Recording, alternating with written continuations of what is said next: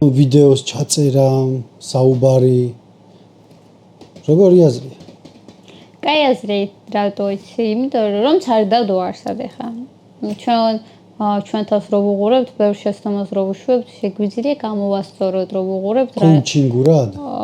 ხო, რა, მაგალითად, რომელ სიტყვას ბევრს ხმარობ, რა დროს რას ხმარობ, რა არასწორად არის და შეგვიძლია გამოვასწოროთ. ან ჩვენ თავზე უბრალოდ ჩვენთვის ექსპერიმენტებს ვადარებთ პროსტ. და თან ექსპერიმენტი და თან კიდე რამდენიმე წლის მერე მაგრა გაგვისორდება. ხო, ძალიან საინტერესო იქნება.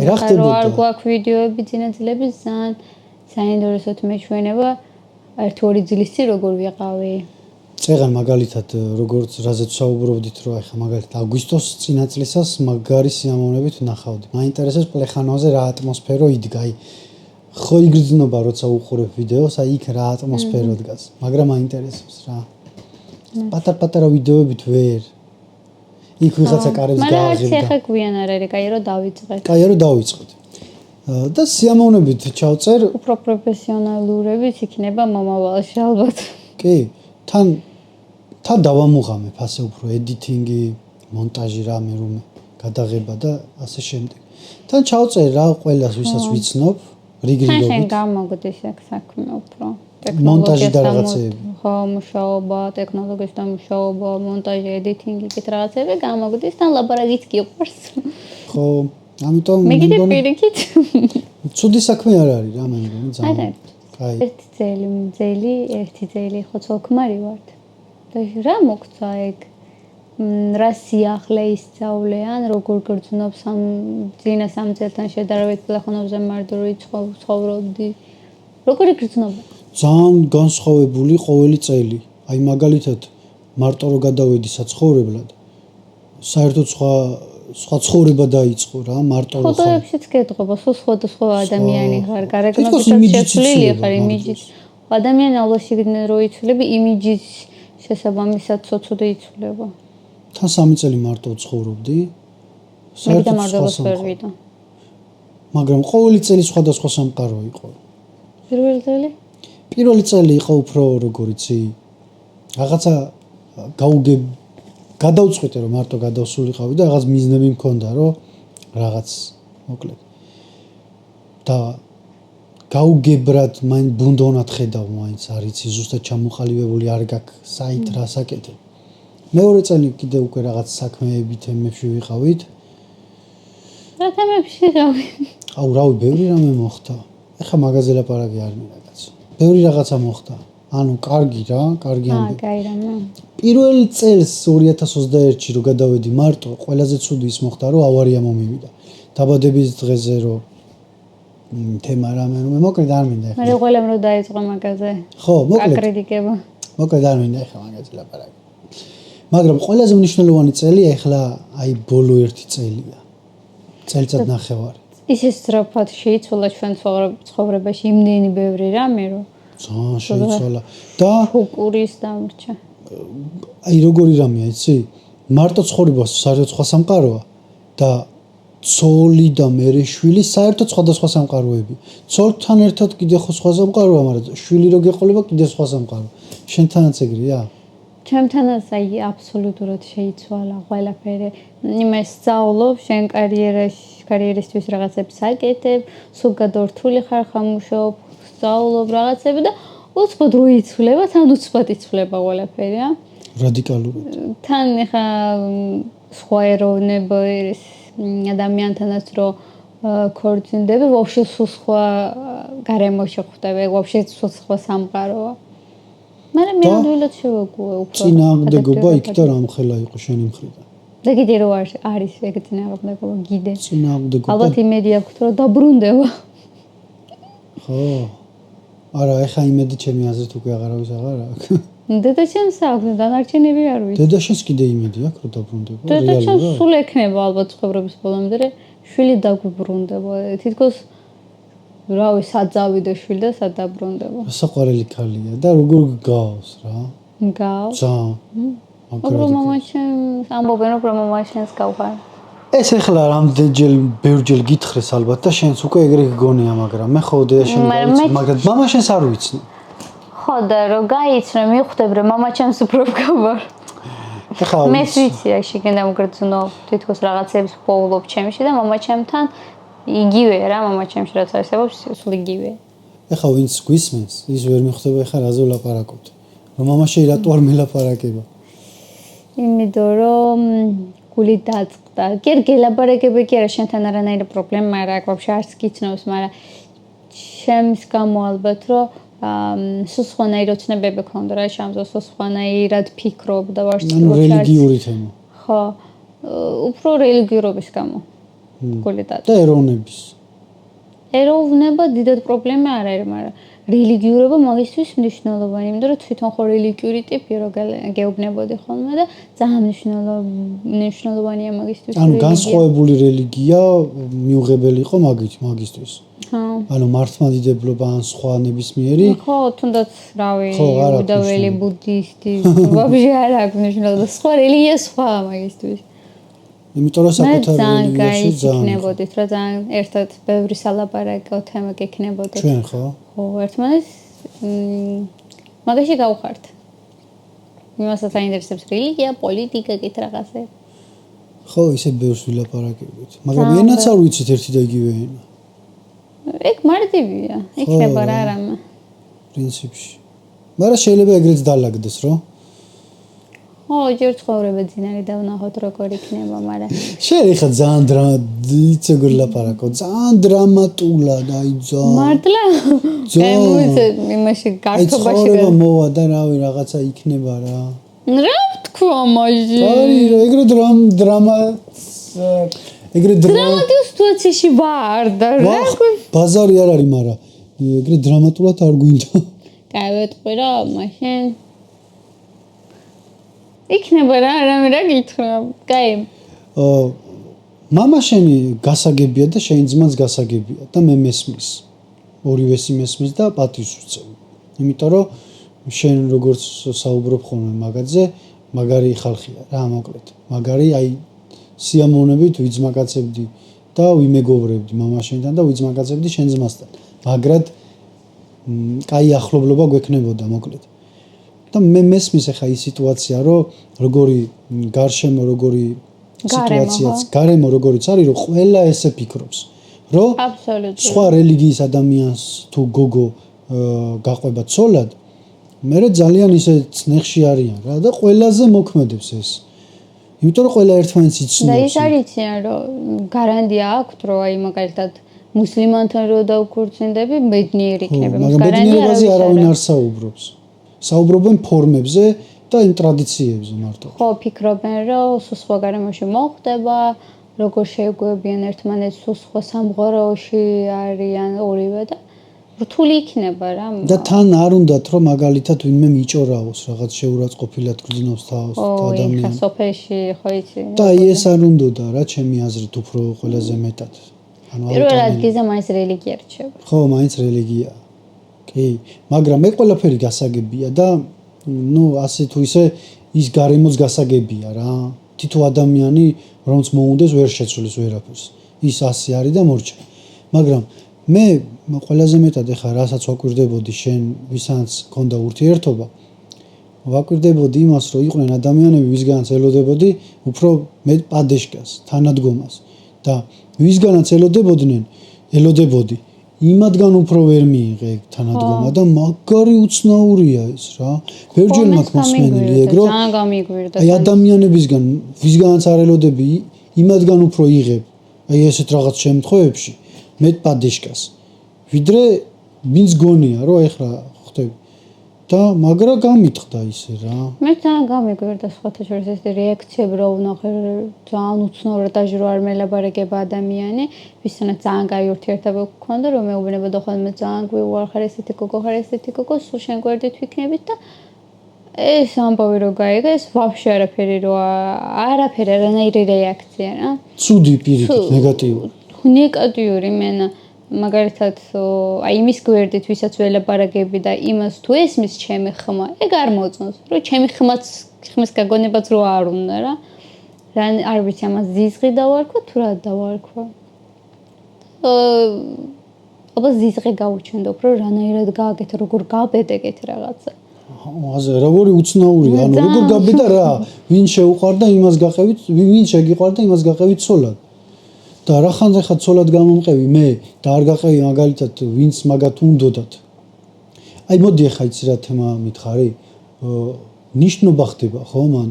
ყველას აინტერესებს ზოგადად აი მაგ გარემოებში. ეგ ნიშნობა რას ნიშნავს? ანუ როგორ ხდება ეგ ნიშნობა?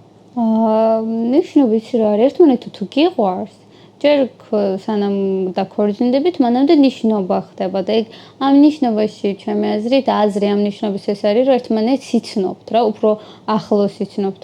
სანამ დაინიშნებით, მანამდე ხო შეყვარებულები ხართ და შეყვარებულები ჯერ კიდე რადგან სოფელში ხარ, იმდენად არა გაქვს ის კომფორტი, რომ სულ ერთად იყოთ, სადმე წახვიდეთ, გაიერთოთ, ეგ ეს არა გაქვთ ამის შესაძლებლობა და რომ დაინიშნები უკვე მშობლებმაც იციან და შეგიძლია რა სადმე ილაბარაკოთ ერთმანეთს რომ გაიცნოთ როგორ ადამიანები ხართ იქნება ვაფშე არ მოგწონთ ერთმანეთს რამდენიმე თვის მერე მაგრამ უცნაური მანდ ის არის რომ ამ დანიშვნის დროს მშობლები ურჩევენ ხოლმე ერთი მეორეს როგორ აი ნახე ანუ ერთმანეთს ძალადობით დაინიშნებიან ეუნებიან რომ ამას უნდა გაყვეთ ცოლად ან ის უნდა მოიყვანოთ ცოლად არის ეგეთი ოჯახებიც მაგრამ ეს ხო სისტემატიურია ეს ხო ერთი ორგან არ ხდება ეს ხო არა მე ჩემ სოფელში გეუბნები რა არის ოჯახების მართლა რომ უნდათ რომ იმას გაყვეს ცოლას არა ამას იმიტომ რომ მაგალითად ის უფრო განათლებული ეს უფრო რაღაც თანამდებობაზეა და ხო და არის ესეთ ოჯახებიც მაგრამ ხო და იცი რა არის აქაც არის რა საქართველოშიც ხდება. და რომელ სოფლებშიც კიდე იქნება ეგეთი რომ იმას უნდა გაყვე აუცილებლად თორემ ძაგშლი ვარ. არა მარტო სოფლებში ძალიან ზემოქმედებენ და ძალიან ცდილობენ. შემთხვევაში სხვათა შორის ხო ეგრემო. ხო, მშობელი ერევა ვინ უნდა მოიყვანოთ ცოლად, ვის უნდა გაყვეთ ცოლად, ერევიან რა. დაჟე აი პროფესიის არჩევაში ერევიან ოჯახის წევრები ძალიან. ამით ალბათ სიგეთის გაკეთება უფრო მეტად უნდათ, მაგრამ პირიქით გამოდის რა. ფიქრობს რომ ხა მე ვიცი რომელი პროფესიას ფულიანი ან რომელი პროფესია უფრო კომფორტულია შენთვის მაგალითად მამა ჩემი მეუბნებოდა რომ კომპიუტერთან არ გინდოდა რომ თვალები გეტკინება ამით ხო სიგეთის გაკეთება გინდა უნდა შენთვის ასევე იმაშიც რომ ქმრის არჩევაშიც რომ მეუღლის არჩევაშიც რომ მაგალითად უფრო ადვილი იქნება შენთვის მუსლიმანთან ცხოვრება ვიდრე ქართველთან მაგრამ ძალიან დიდი და ბევრი რამ ერჩება ავიწყდებათ იმას რომ იქნებ ეს უყვარს და ამასთან უნდა ცხოვრება და ფორმა როგორ ერევი სხვის ცხოვრებაში ერთი არის როცა ძალიან მეგობრულად და მაგდონამდე არ მოვიდა ეგ ზოგადად სოფლები ხო ანუ ერთი არის რომ ძალიან მეგობრულად დაუჯდე ისაუბრო როგორც ახლა ჩვენ საუბრობთ ხო შეიძლება რომ ესე დაჯდნენ მშობელი და შვილი და ისაუბრონ რა საერთოდ გაიცნონ უკეთესად ერთმანეთი ხო ხტები? ეს ალბათ იცი რა არის რგოლია რა თვითონაც ხო ისე არ არიან გაზრდილები და ეგრე რადგან იციან ეგრეთ ასწავლიან მაგას შვილებს და ეს გრძელდება და ხალხი და საკუთარ თავს იშვიათი ადამიანი ცulis ძალიან იშვიათი და ეხლა უკვე ადრე ვაფშე გოგოები ვერ აბარებდნენ უნივერსიტეტში ჩვენთან ვერ აბარებდნენ არ შეიძლება და ვინც აბარებდა უკვე იმის შესახებ რაღაც ჯორები დადიოდა იცი რომც არ გააკეთოს არა ისეთი ცუდი რამე არ გააკეთოს ამბობდნენ რომ აი ვიღაც ვიჟდან ვნახეთ აი რაღაცას აკეთებდა იქეთ და ტყუილებს იგონებდნენ მაგ გოგოს სახელი რო გადეხონ რა და უკვე ძალიან ბევრი გოგა აბარებს თითქმის ყველა აბარებს აბსოლუტურად და ხო ნელ-ნელა უკვე რაღაცები ცვლილებები ხდება ახალგაზრდები გოგოები მე მწერდნენ რომ აუ ძალიან მაგარია გაიერო ვაფშე ის არის გარემოში მოხვდი სხვასთან ცხოვრობდა სხვას ენას ისწავლე თუ გიყვარდა ჩვენ თუ ის გიყვარს ჩვენც იმას ვაკეთებ რა შენთვის გილოცავ რა მოკლედ მაგრამ ასაკიანი ხალხი ჯერ კიდევ ვერ შეიცვალა ვერ შეიცვალა ასაკიანი თუ არის და კიდევ ვერ შეიცვალა ეხა უკვე მაგისთვის რთული არის ვაფშე რთულია და ჩვენთანაც ბევრი იცი რა არსებობს აი ბევრი სტერეოტიპი არსებობს აი რაღაცა ისტორიაში ძველ დროში რომ მოხდა რაღაცეები და მე ეს ყველაფერი პოლიტიკას რო ადამიანებზე ანთხევ, რომ აი პოლიტიკურად თუ ვიღაცამ რაღაცა ჩაიდინა, რაღაცა. მე იმათ ქვეყნის ერს ხო ხტო აი მაგალითად რუსი ადამიანი, იქნებ კეთილი ადამიანია ვინმე რომელიმე ხო ხტები და მაინდა-მაინც იმის პოლიტიკა ხო რა, აი თუ მაგალითად ახლა თავრობაში ვიღაცა მოვიდა ჩვენთან და ბოროტი ტიპი გაიჩიტა და ცუდი ტიპი და არასწორი. მე რა შუაში ვარ ხა ის რაღაცებს აშავებს ხო?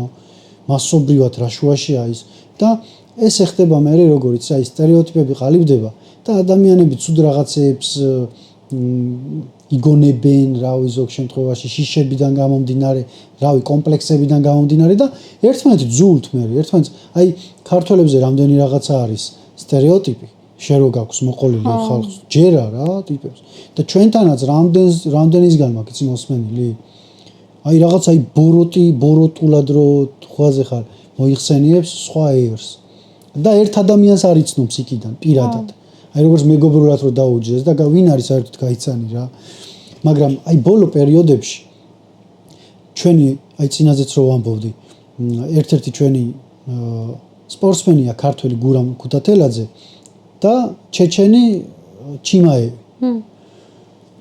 ძმაკაცობენ მეგობრობენ არა და საერთოდ სხვადასხვა რელიგიაა მართლმადიდებელი და მუსლიმანი ხვდები ან თუნდაც დვალიშვილი იყო კუთხეში იდგა ბაქოში რო იყო ივენთი აზერ სპორტსმენთან ხა და მაგარი ურთიერთობა ძმაკაცობა და რაღაცა ან ურთიერთობაში ადამიანებს პრობლემა არა აქვთ მაგრამ მასობრივად როცა აი ადამიანები არიან როგორც აი არავის არ იცნობს და უკვე ფიქრობს რომ ეს ცუდი ადამიანი იქნება ეს მაგარი ცუდი ის არის აი მეგობრობაზე ალბათ არაფერს არ იტყოდნენ მაგრამ რადგან ერთად ცხოვრებაზე მოდის საქმე რა ერთად უნდა იცხოვრო მაგაზე უკვე ეჯვეპარებათ რომ უჭული დაშორდებიან ჯერ კიდე ელოდებიან რომ 3 თვის მერე დაშორდებიან ელოდებიან მაგრამ გაიხარდებოდათ ისე ეგეთი და ცუდია მაგრამ ალბათ ან გაიხარდებოდათ კი არა ალბათ იფიქრებდნენ რომ აი ხო თქვით რა ისე როგორ გძნობს შენ თავს აი გინანია რაღაც მომენტში აი ზარო მოგნატრებია მამა დედა რაღაცა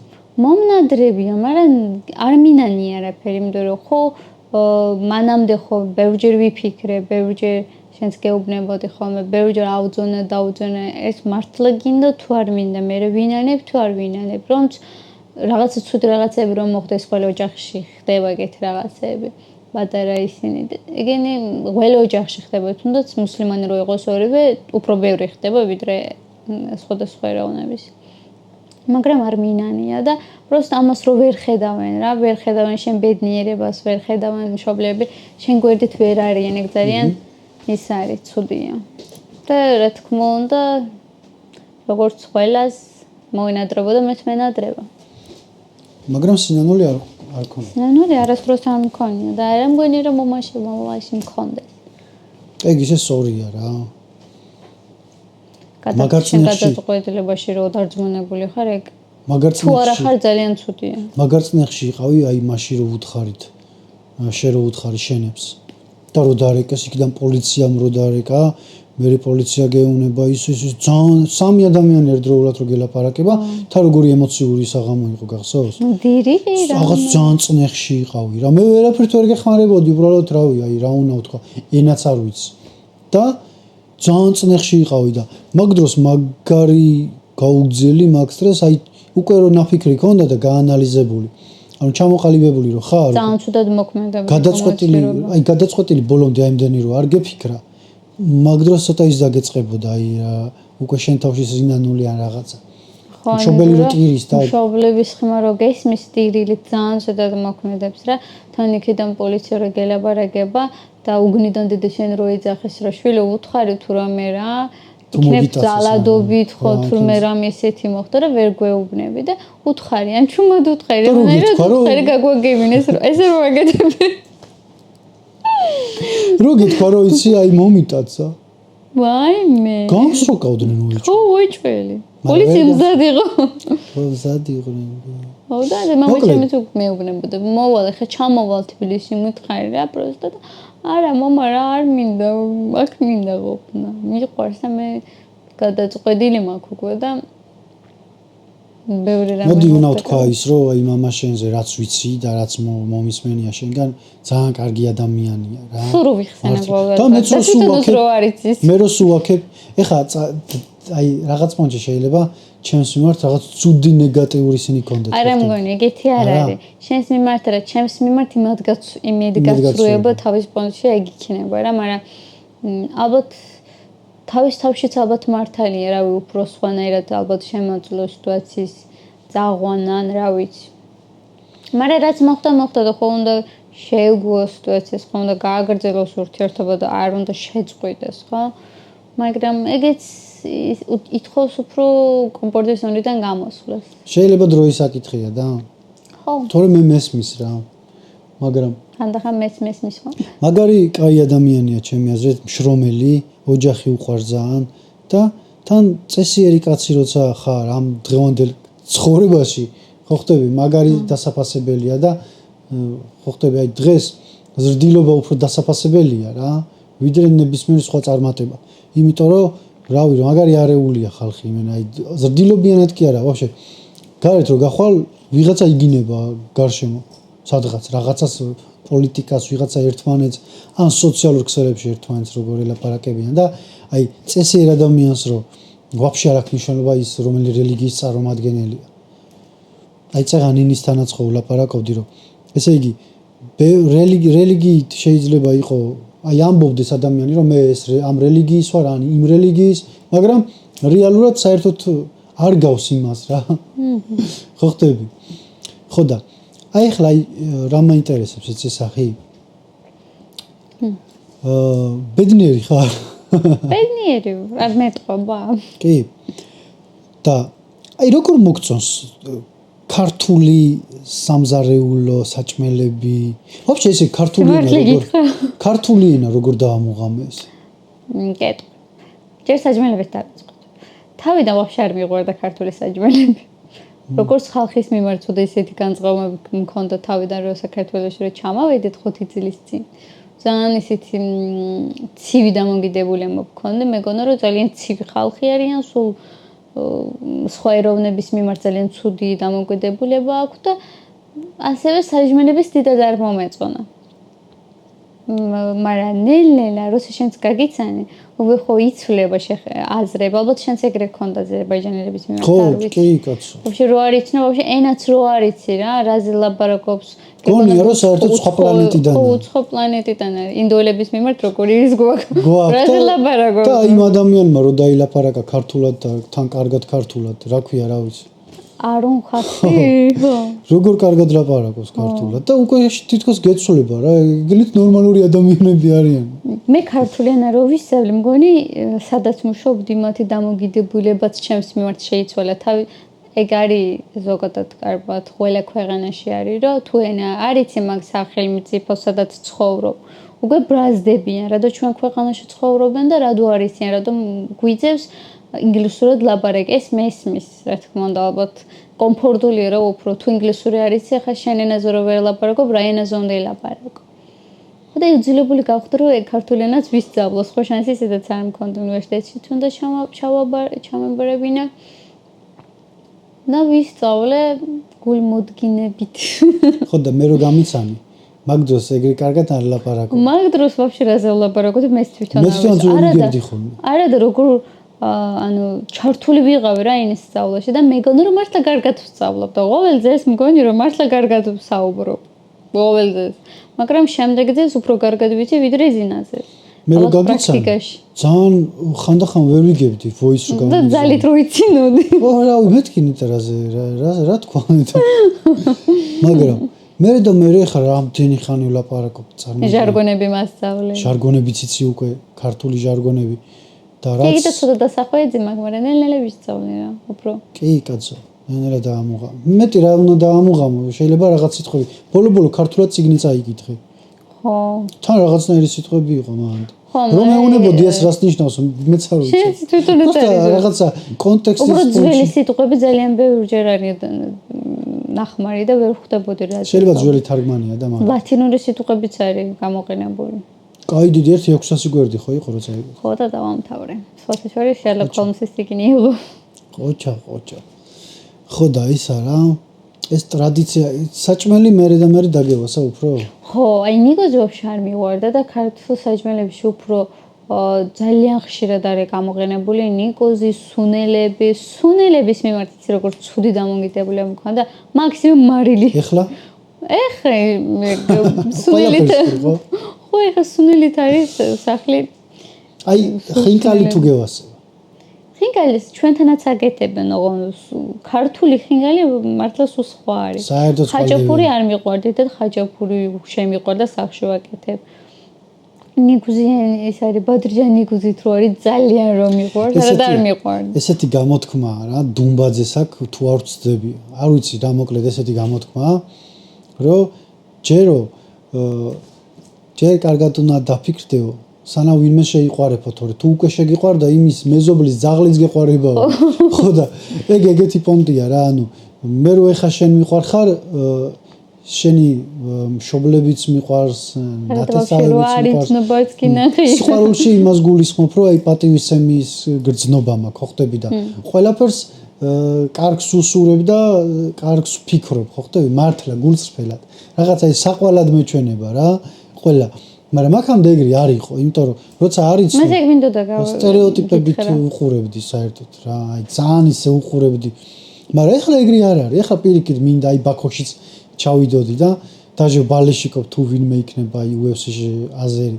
მაგრამ ბალეში ეგრე ხდება რა, ეხლა საჭმელებიც მეც შემიყვარდა ის რომ მიკეთებ ხოლმე რაღაც აზერული ხინგალი, ხო? ხო, ეგრე ქვია. ხო. და რა ვიცი. ალბათ როცა ადამიანი გიყვარს, მე იმისი ეროვნებაც გიყვარს, ხალხის გიყვარს. უფრო ხტები რა, ჩვეულებრივ ადამიანი ყოფილა, აი ჩვენ თვალში ისე რო ჩანდა ძალიან უცნაური. აი ჩვეულებრივ ადამიანი რა, ყველა კავკასიელები ვართ. ხო და ნახე თუ არ გიყვარს, შეიძლება ეგრე არ მოხდეს. ხო, ეგეც. აი როცა გიყვარს, უფრო მეტად ცდილობ რომ გაიგო ადამიანი. ხო, აი თუ მეგობრები თუნდაც ადამიანს, ხო, უფრო აქედან გამომდინარე უკვე სხვანაირად ხედავ რა, უფრო სხვანაირად ერკვევი რაღაცეები. შენ ფოტოებზე მეუბნებოდ რა, ალბათ კავკასიელს გავსვლა, ალბათ მაგ კიდევ შეგეყვარდაო. ზოგადად მართლა გავხარ. კავკასიელი. აზერებსაც. ჩვენ იცი რა არის ახლა?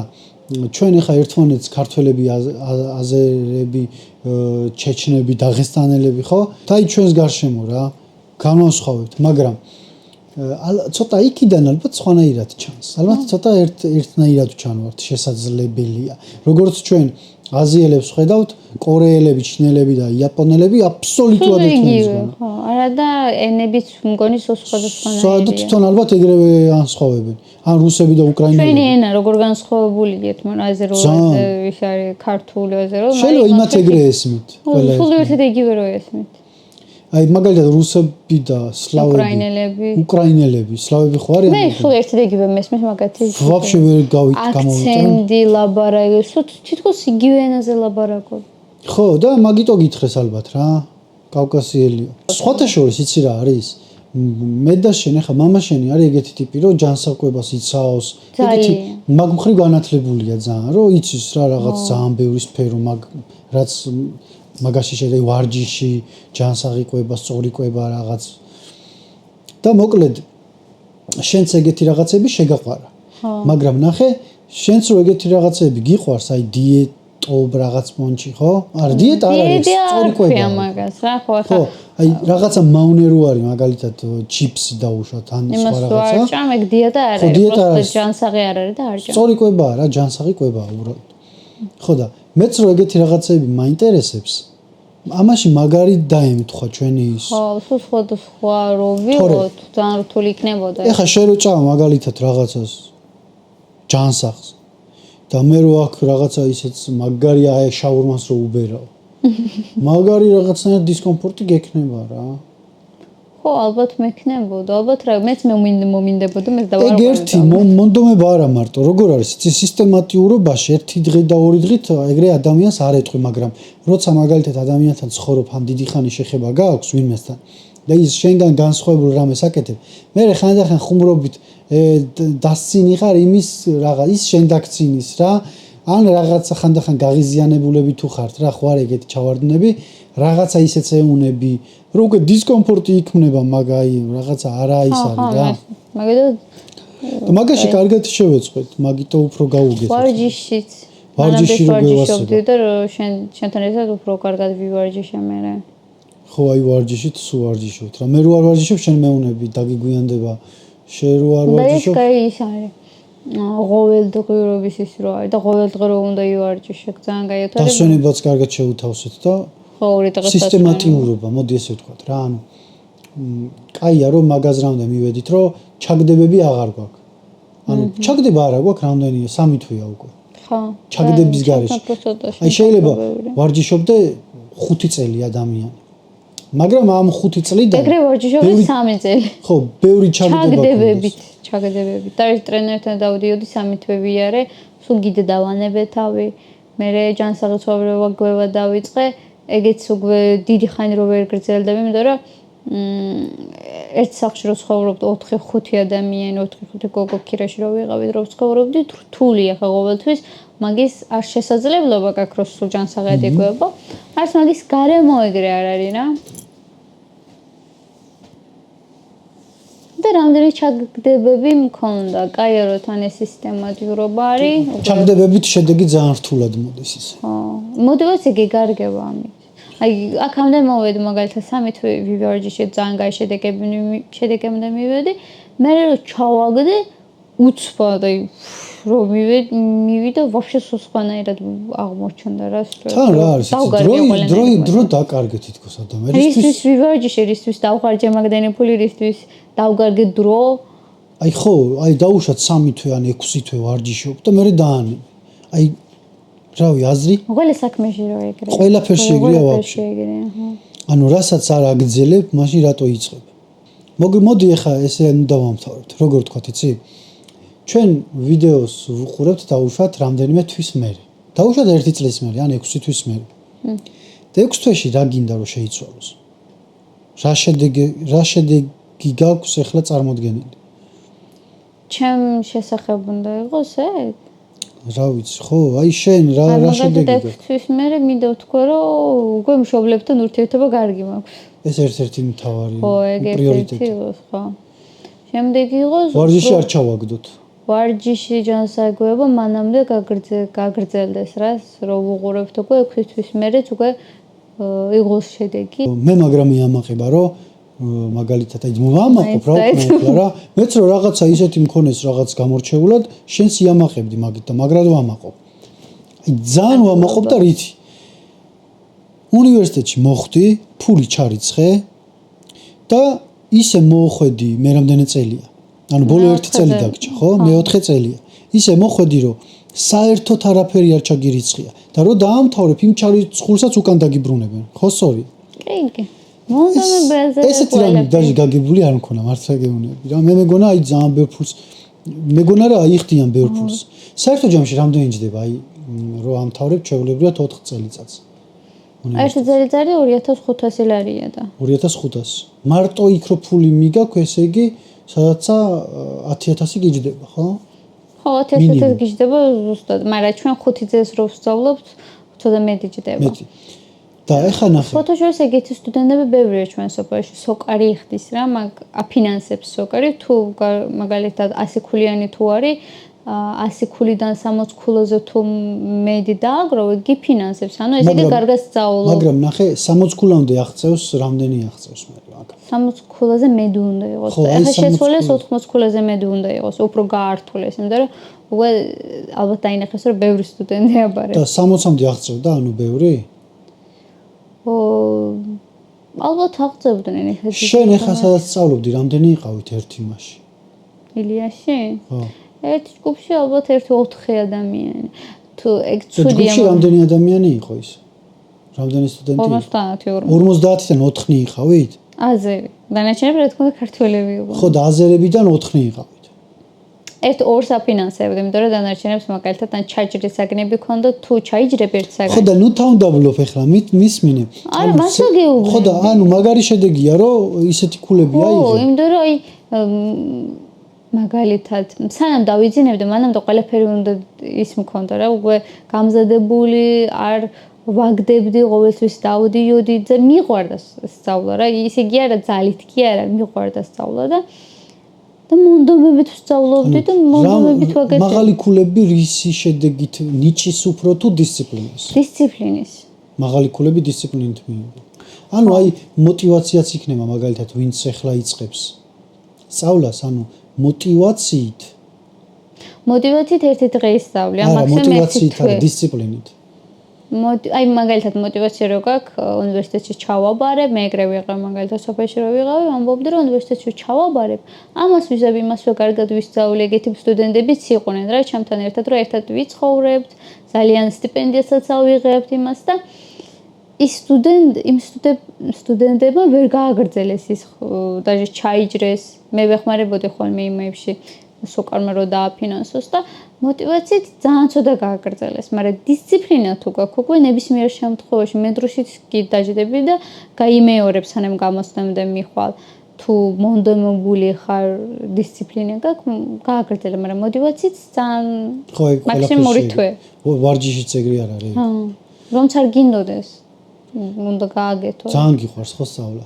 ხო, ჩემთვის უცხო არ იყო უნივერსიტეტში სწავლაც, იმიტომ რომ ბაქოშიც რო ვცხოვრობდით, სკოლაში თუ სკოლა იწყებოდა 9-ზე 7-ზე მივდიოდი. იქნებ მაგრაგებას. ძალიან მიყვარდა. ალბათ სხვა ის არ მქონდა რა გართობის და გადავერთ უფრო სწავლაში. ბავშვობაშიც ხოლმე მამა ჩემი მეხმარებოდა სწავლაში რაღაცებს საათი მასწავლა პირველად მამა ჩემმა და სულ მიყვარდა სწავლა. ძმა ჩემებთან განსხვავებით ალბათ. და ეხა ეგ ამოჭირე. მომგლავი. მისმინე. ზუსტად ეხა რამდენი ენა იცი? ძალიან კარგად ვიცი, ეგრე არ გეტყვი რა.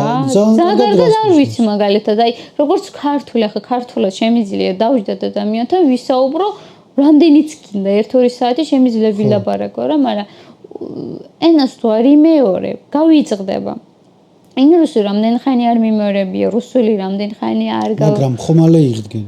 ეხა რო გადავიმეორე. ხო, თუ დავიწყებ 2-3 თვეში უკვე აღვიდგენ და კარგად ჩაჯდება. მე მახსოვს რუსულის მასწავლებელს რო ელაპარაკებოდი რა მაგრად და რამდენი ხანი. ხო, ის კარგი სტაჟი მქონდა. რამდენი ხანი შეისწავლე რუსული? ალბათ B1 დონემდე მოვედი 6 თვეში. და აი უკვე სალაპარაკოთ რო ესე მაგრა ლაპარაკობდი? ხო, მაგრამ ეს არის რა, მარტო დაჯდები და რაღაცების დაიზეპირების სწავლი მაგით არა. ეგრე ვსწავლობდი ქართულს ერთი ძელი და ვერაფერი შედეგი ვერ ვნახე, ჩემ შემთხვევაში ვერ ვნახე. აბა შედეგი რა დროს წამოვიღო? პრაქტიკა როცა გაქვს. ხო, აქ რო ჩამოვედი უკვე სტუდენტებთან, ქართულ სტუდენტებთან რო ლაპარაკი მომიძია, უკვე გინდა თუ არ გინდა, უნდა ისწავლო. ლექტორს ვეუბნებოდი, რომ ბოლოს გამოვალ რა დაფასთან პრეზენტაცია რო გქონდა, ბოლოს გამოვიდა, რომ შიში მქონდა ქართულად ლაპარაკის, რომ შეცდომას დაუშვებ და გვეუბნებოდა, რომ არა, პირიქით. სულ პირველი შენ უნდა გამოხვიდე დაფასთან და ეგ შიში უნდა გადალახო რა ეგ დაბრკოლებ. ანუ პრაქტიკით მოდის რა, ენის სწავლა, უფრო ენის სწავლა პრაქტიკით მოდის. აი, ქართული, რუსული, ინგლისური, თურქული და აზერული ჩემი ენა უკვე. ანუ 5 ენა, ხო, არ ითვლება აზერული? შენი ენა. ანუ დამატებით 4 ენა იცი. მოდი რა ვქნათ, იცი, რამდენიმე თვეში მე კიდე ჩავწეროთ და გადავხედოთ, აბა ეხლა რაც მიზნად გაქვს დასახული თუ უკვე მიღწეული გექნება რაღაცები. 15-ში გეწყება თუ 22-ში. წარმატებას გისურვებ. და რავი რა, ვამოყოფ შენით.